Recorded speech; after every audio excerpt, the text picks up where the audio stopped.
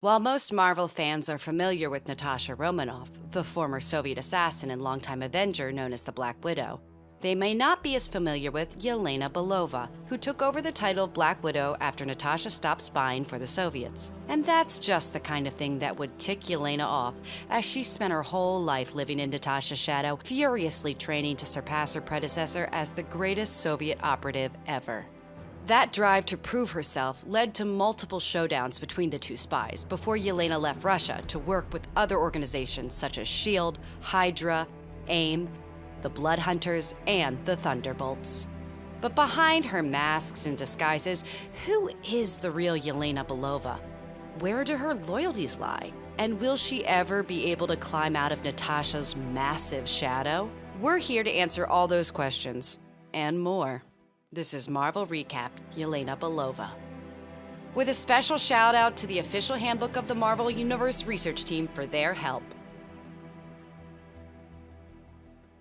Yelena Belova's story began in the Soviet Union, where she was recruited at a young age to be part of the Red Room, a brutal Soviet espionage program and part-time ballet school.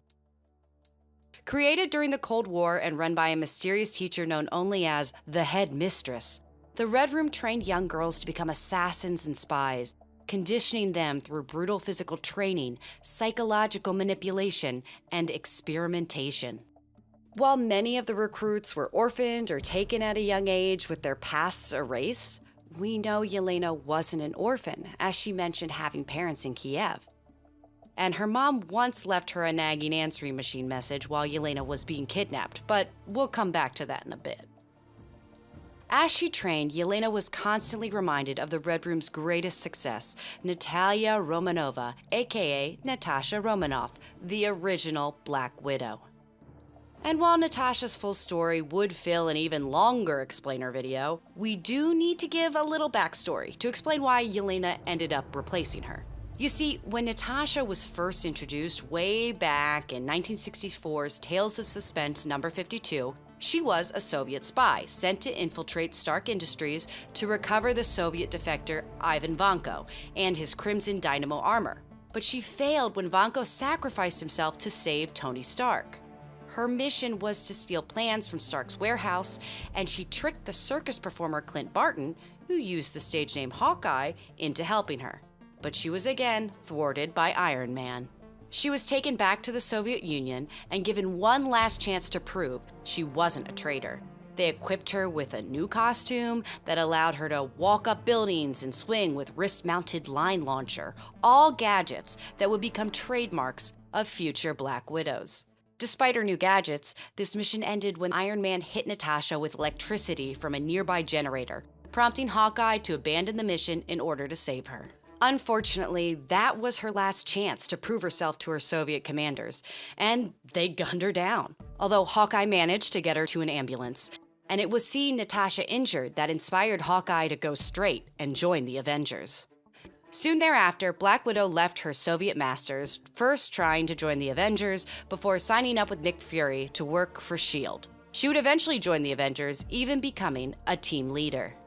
But with Natasha no longer loyal to the Soviet cause, who were they going to use for all their vital Black Widow needs? Here we return back to Yelena, who passed the test to become the Black Widow. Although she felt like she failed, as Romanoff scored higher and passed them when she was 4 years younger. But soon, Yelena was suited up and took on her first costumed assignment as the Black Widow, which was aiding Colonel Yuri Stilenko, head of the Red Room, in his plan to steal technology and resources from Attilan, home of the Inhumans. Although she wasn't a huge part of the plot, appearing only briefly to jump on the car of Mr. Bigsby in aid of the US ambassador to the United Nations, before handing him a horse statue that contained a hidden transmitter that would take down Attilan's force fields. As she walked away, she introduced herself as the Black Widow. The next time Yelena showed up, she was following Natasha on a mission to the desert nation of Rapistan to capture a stolen biotoxin. Yelena tracked Natasha across the world by spying on her apartment and stealing a flight attendant's identity. But when Natasha broke into Rapistan's warehouse, she heard a commotion, only to find it was Yelena being captured by some local soldiers. After Natasha dealt with them, Yelena introduced herself, bragging that she's Natasha's equal or better in every way except experience. But she also said she was the first student in the history of the Red Room to beat her test scores. Or so it says on paper. More importantly, Yelena was still loyal to Russia and willing to do anything to finish her mission, including taking out Natasha. Natasha soon discovered that the biotoxin caused anyone exposed to it to fight to the death, earning its title of the Deathless Frenzy. It was so horrible that Natasha decided that no government should have it, no matter what her original orders were. But Yelena was determined to bring the sample back to Russia, and the two ended up at gunpoint. Natasha telling Yelena that she doesn't want Natasha's life, that Natasha had been a pawn of a dozen governments that would shoot her in the back. Natasha asked her, "Why be the widow when you can be Yelena?" And that's when Natasha was immediately shot in the back. What are the odds? Believing Natasha to be dead and not heeding her warning, Yelena continued with her mission, blowing up any army base as a distraction to steal her target, only to be captured by Colonel Khan, a man who planned to expose his own troops to the biotoxin to make them short-lived berserkers. Khan openly admitted his men were expendable so long as he got what he wanted, echoing what Natasha said about Yelena's masters. But Natasha faked her death and secretly arranged to inoculate Khan's troops and Yelena with a vaccine. So when the biotoxin was released, the only one affected would be Colonel Khan. Natasha took him out only to be targeted by Yelena, but Natasha wasn't worried because she knew Yelena was looking forward to coming after her again. The game was Yelena's passion. That's what made her unique. With the biotoxin destroyed, Yelena escaped in a stolen jeep, but Natasha knew that she'd be back. The next time we saw Yelena, she was waking up in Natasha's bed and with Natasha's face. You see, Yelena was in her apartment in Moscow listening to that nagging message from her mom when she was kidnapped by S.H.I.E.L.D., who swapped Yelena's face with Natasha's and dropped her off in Romanov's life in New York. And after an awkward morning kiss from Natasha's then-boyfriend Daredevil, guess he's not concerned about morning breath, she discovered she had an assignment: to kill Yelena Belova. After a brief fight in the Natural History Museum, she fulfilled her mission, now convinced she was Natasha. Of course, all of this, including the face swapping, was just an elaborate plan from Natasha, who used the confusion to approach General Selenko as Yelena, blackmailing him into revealing the location of the 5 nuclear bombs he had in New York's Hudson Valley. Natasha, as Yelena, tried to disarm the bombs, only to be double-crossed by Stelenko, but managed to take him hostage. And when he admitted that Yelena was too naive and he would have killed her in the end, the real Yelena attacked him, and the two widows took him down, together. And while Yelena was still angry about the whole face-swapping thing, Natasha argued that she did it to save Yelena, who's too naive and will get herself killed. Yelena responded by threatening to shoot Natasha, but missed before demanding her face back. During the surgery, Daredevil and Nick Fury debated whether Natasha was sadistic in doing this. Fury argued that Yelena thinks she's a superhero, while Natasha knows that espionage is nasty business. But as Yelena returned to Moscow and the Red Room, maybe she'd finally grown up. And maybe that face swapping had an effect, as the next time we saw Yelena, she was living the high life in Cuba, bragging to Natasha about her $1 million modeling contract, her lingerie empire, and her houses in 6 different countries. Natasha admitted she'd done all right for herself, and that's what Yelena's always been about, herself. Yelena didn't argue, saying that she tried her hand at sacrifice for the motherland, but it never really fit her. And while she used to compete with Natasha, that was before she realized they wanted completely different things out of life. When she said to Natasha, "I got what I wanted, did you?" Natasha had no answer. Sure, Yelena may have seemed focused on herself, but that didn't stop her from later rescuing Natasha when she'd been taken captive. She even used her money and influence to get a helicopter for the rescue. Fancy! But all those other jobs didn't mean that Yelena was finished with espionage, as she next showed up working for S.H.I.E.L.D., battling the New Avengers. The New Avengers were a squad of the Avengers formed after the original Avengers were disassembled by the Scarlet Witch, and they were initially focused on hunting down criminals who'd escaped from the massive super prison, the Raft. One of those escapees was Karl Lykos, a professional hypnotherapist and part-time dinosaur known as Sauron. The New Avengers tracked Lykos to the Savage Land, a tropical area of the Antarctic filled with full-time dinosaurs. That first appeared in 1963's X-Men number 10. The team quickly found Sauron, who was immediately shot by Yelena, who had orders from S.H.I.E.L.D. to clean the area. She then attacked the Avengers and was almost killed by Wolverine, but was saved when Captain America threw his mighty shield. Captured, Yelena refused to reveal who she was working for, and that's when Sauron revived himself and roasted her with his fiery breath. Left scarred and maimed, Yelena was approached by an unknown person who offered to give her some revenge and a repaired face. She accepted, and we soon found out that that offer was from Hydra, who offered to set Yelena up with AIM, also known as Advanced Idea Mechanics, who could give Yelena the power of the Super Adaptoid. There's a lot to unpack in that sentence, but if you're not familiar with them, Hydra was an evil, cult-like organization that often fights S.H.I.E.L.D. while wearing green outfits. While AIM was a former branch of Hydra that broke away to become an evil cult-like organization that did science while wearing yellow beekeeperish outfits. And the Super Adaptoid was a shape-shifting android created by AIM that could mimic superhuman abilities, and frequently clashed with the Avengers, but didn't really wear outfits. He was just green. As Captain America, Tony Stark, and the Sentry met the mayor of New York, Yelena appeared and tossed the Sentry into Avengers Tower. With her new Adaptoid powers allowing her to absorb all the powers of the new Avengers, including Luke Cage's unbreakable skin and Carol Danvers' strength, Yelena had the power to punch out the Sentry and withstand an army of Iron Man armors. But just as Yelena was proving unbeatable, the Sentry revealed that she had also absorbed his weakness, the Void. That's the dark entity that lives inside Sentry's mind, which he has to constantly struggle to control. Yelena was overwhelmed by the Void and left sobbing. When the team demanded to know who's behind this, Hydra triggered a molecular destruct button that blew up Yelena, leaving nothing but a puddle of goo. And that was the end of Yelena Belova. Or was it? Because the next time we saw Yelena, she was somehow back to normal and a member of the superhuman Black Ops team Vanguard, working alongside vampire hunter Blade, mercenary Dominic Fortune, and size-changing hero Micromax to take on the rogue super soldier Colonel America. During the Dark Reign storyline, we learned that Yelena had left the Vanguard to work on her own when she was caught stealing weapons from a decommissioned S.H.I.E.L.D. facility. Norman Osborn, the head of Hammer, the espionage organization that sprung up after the collapse of S.H.I.E.L.D., expressed some fake surprise as everyone thought she'd been vaporized fighting the Avengers. Norman was recruiting a new off-the-books assassination team and offered Yelena a job as the field leader of the new Thunderbolts team. She agreed and led the team for a short time before revealing she wasn't Yelena, but Natasha, who'd been recruited to infiltrate the organization by Nick Fury. However, the real Yelena was alive and being kept in suspended animation by AIM.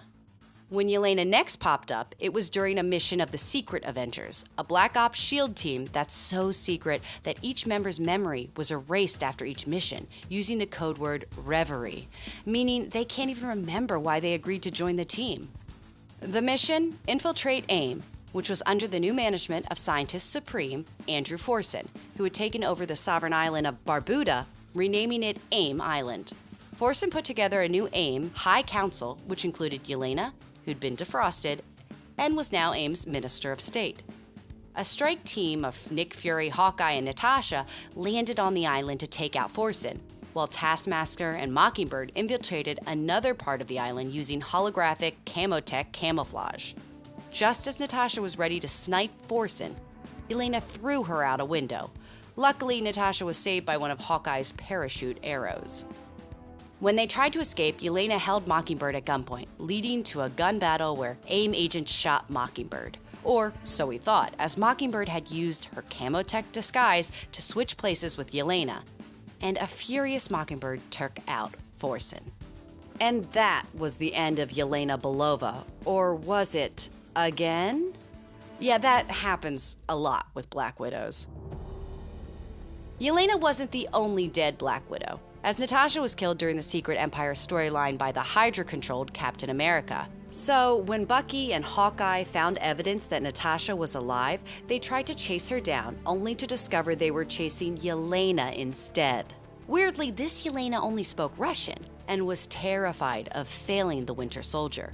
They tried to follow her to her home base, only for Yelena to be shot by an unknown assassin.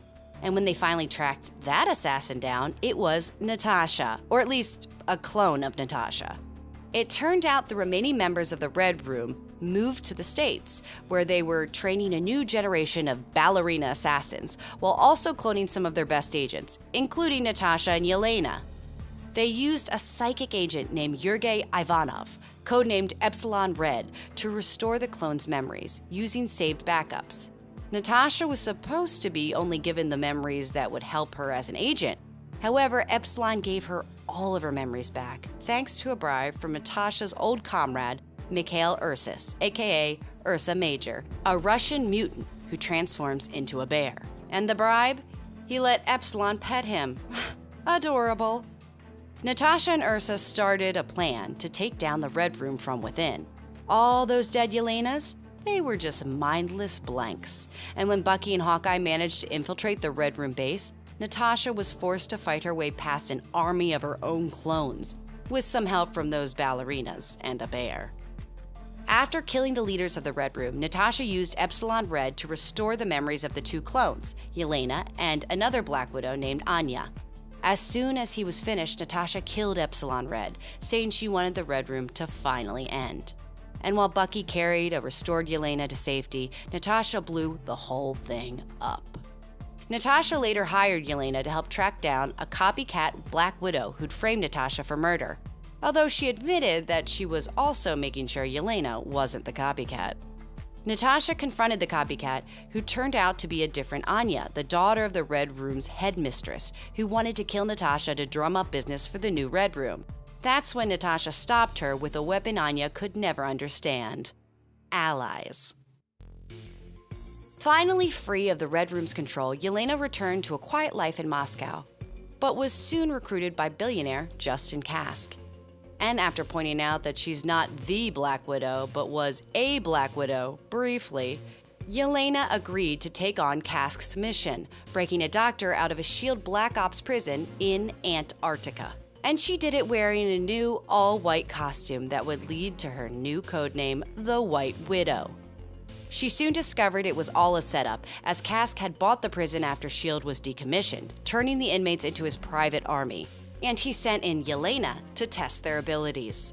Battling her way through the inmates, she stumbled upon the last unreleased prisoner, Alexei Shostakov, aka Red Guardian. If you're not familiar with Red Guardian, he's basically the Russian version of Captain America, first appearing way back in 1967's Avengers number 43. He was also Natasha Romanoff's ex-husband. A former Soviet test pilot, the government staged Alexei's death to turn him into the Soviet hero, the Red Guardian. His apparent death was what inspired Natasha to become the Black Widow. Yelena and Red Guardian battled their way out of the prison, only for him to stay behind, allowing Yelena to escape. Although that might have just been because he wanted to keep beating on the prisoners.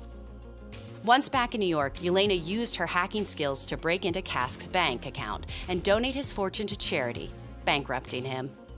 And Red Guardian? He was fine, and soon worked with Yelena on a mission to take on the Soviet super team, the Winter Guard, which includes Alexei's successor as Red Guardian, Nikolai Krylenko, now calling himself Vanguard.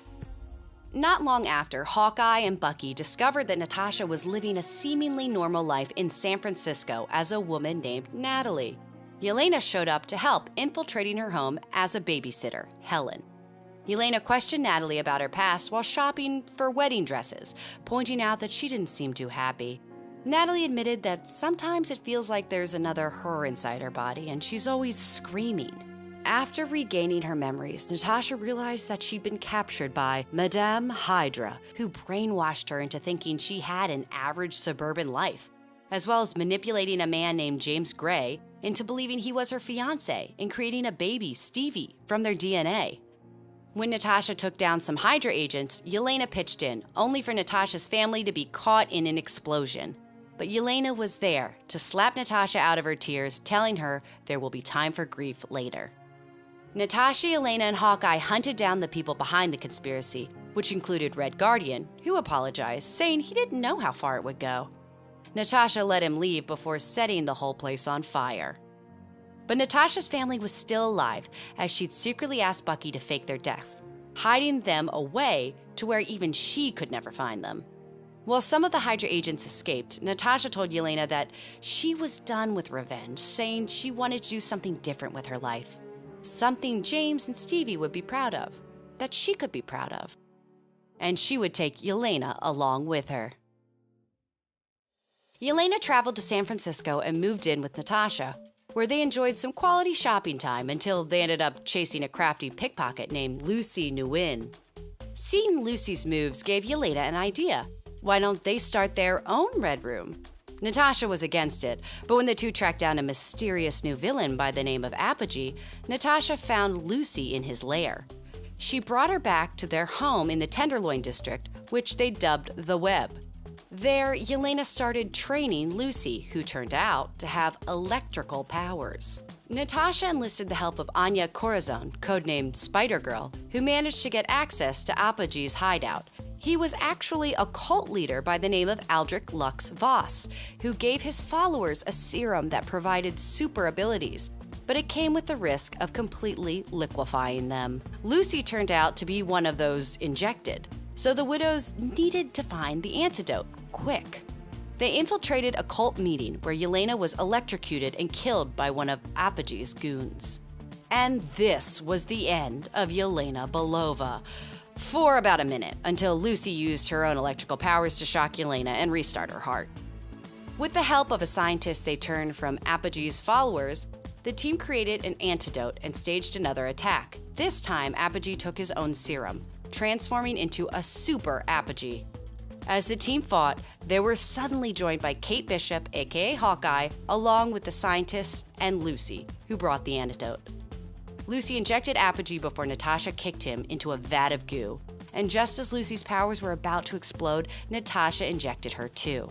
With the rest of the cultists dosed with the antidotes, Natasha and Yelena walked away with the rest of their team. Despite all the positive support in becoming a teacher, Yelena decided to take a step back and move to the seemingly peaceful suburban neighborhood called Idlehaven. She gave herself the mission of figuring out what she actually loves and hates, supporting herself by working as a consultant to up-and-coming young assassins. She also had a dog named Bint Clarton, which everyone should have in their love category. It was all going well until a tech company called Armament started buying up Idlehaven's land and businesses. Oh, and they were using the neighborhood as a training ground for their agents, offering bionic upgrades to injured assassins, then having them work off their medical debt on missions. Yelena tracked down the woman behind Armament, supermodel Renata Best, who offered Yelena a job training her assassins, but Yelena refused to harm the citizens of Idlehaven or her friends in the assassins community, so she took out Renata's army, then Renata. And after meeting with some of her neighborhood friends, Yelena agreed to work with them to protect Idlehaven from whatever happens next, as a team. And that's not the only team Yelena's recently joined. The first was the Blood Hunters, a team that hunts and eliminates vampires, which she joined after she was briefly turned into a vampire and cured by the team's leader, Dagger. The team also rolls with a gnarly vampire cat named Moggy. While the other team is the Thunderbolts. The latest version of the Thunderbolts was formed by Bucky Barnes, the former Winter Soldier, to finally take down his longtime nemesis, the Red Skull. Other teammates included Sharon Carter, aka the Destroyer, a life model decoy of Contessa Valentina Allegra de Fontaine, and Red Guardian. Bucky recruited Yelena and Natasha to infiltrate a high society party at the Hellfire Club, a secret society of wealthy, powerful elites who manipulate global events from the shadows. Their mission was to steal the Red Skull's funds, but first they had to get past the Hellfire Club's new White King, the Kingpin, which led to a massive fight. And we learned that Yelena is much more dangerous when she feels cute. The Thunderbolts eventually added new members like John Walker, codenamed the U.S. Agent, and Shang-Chi, Master of the Ten Rings. And they managed to take out the Red Skull with the help of Dr. Doom. Yelena agreed to stay with the team as they looked for another target, proving that she's come a long way from the selfish, cold Soviet assassin that needed to prove she was the best. What's next for Yelena in the comics? The Thunderbolts are currently dealing with the One World Under Doom storyline, where Dr. Doom has declared himself Emperor of the World.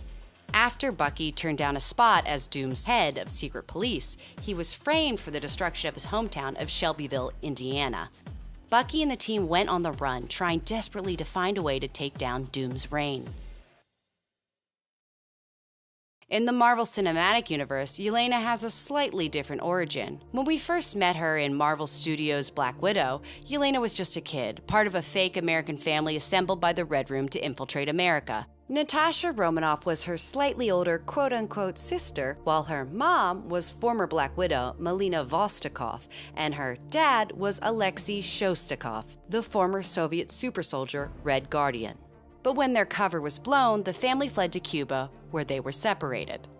Yelena and Natasha were thrown into the Red Room program under the control of General Dreykov, who trained them to be assassins. 21 years later, Yelena worked with a group of other Black Widows on a mission in Morocco, with orders to assassinate a former Black Widow, when she was blasted with a chemical that freed her from her Red Room programming. She set out to free the other widows, sending an antidote to Natasha. The two reunited in Budapest.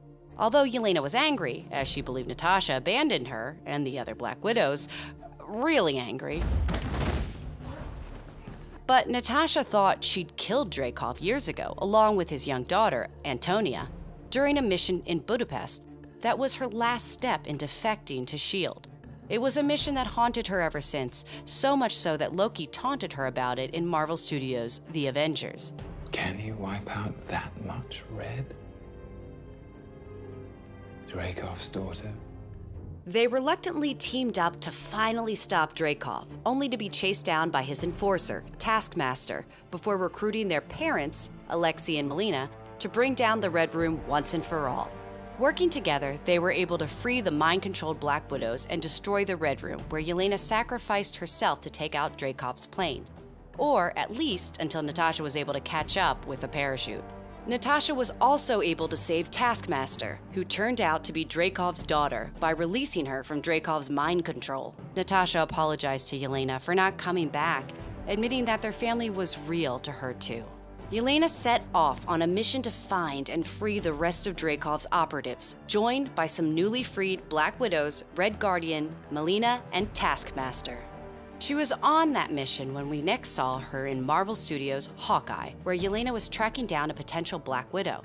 But during a trip to the bathroom, Yelena disappeared, part of the half of humanity that turned to dust when Thanos snapped the Infinity Gauntlet. When she and the rest of those taken out by the blip returned, 5 years had passed. Yelena would later learn that Natasha sacrificed herself to help restore half the universe by reversing the snap during Marvel Studios' Avengers Endgame. In the post-credits scene of Black Widow, Yelena visited Natasha's grave, only to get a visit from a shadowy government operative, Valentina Allegra de Fontaine, who gave her a new target, Clint Barton, aka Hawkeye. Val claimed he was responsible for Natasha's death, sending Yelena off on a mission of vengeance.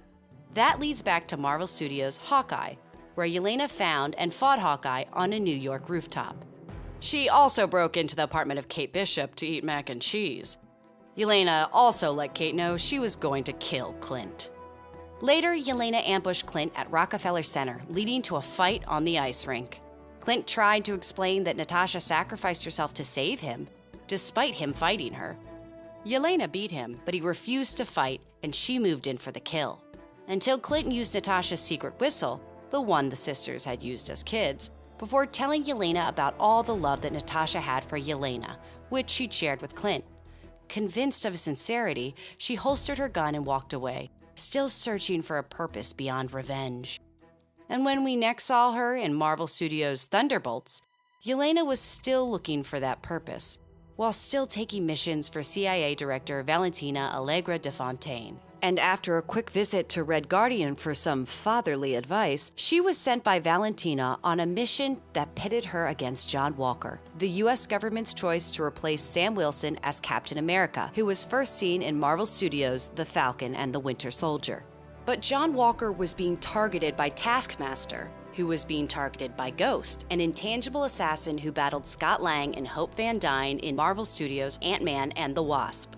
Yelena, Walker, Taskmaster, and Ghost were all double-crossed by Valentina, caught in a death trap with a seemingly ordinary guy named Bob. I'm Bob. And while Taskmaster didn't make it, the rest ended up being chased and joined by Bucky. But when Valentina got her hands on Bob and his incredible powers, Yelena and her ragtag crew, having unofficially adopted the name of the Thunderbolts after Yelena's childhood soccer team, hit New York City to save Bob, now dubbed the Sentry. Things went pretty badly for the Thunderbolts, and Yelena walked off after a heart-to-heart with Alexei, where she admitted she was struggling. I don't have anything anymore. Alexei reminded her why she wanted to be the goalie on that childhood soccer team. You told me I want to be the one everyone can rely on if they make a mistake. That Lena is still in you. Yelena and the team were forced into action as Bob's dark side, the Void, emerged, slowly engulfing the city and everyone in it. Stepping up to face the darkness head-on, Yelena led the team in a daring mission to rescue Bob from himself.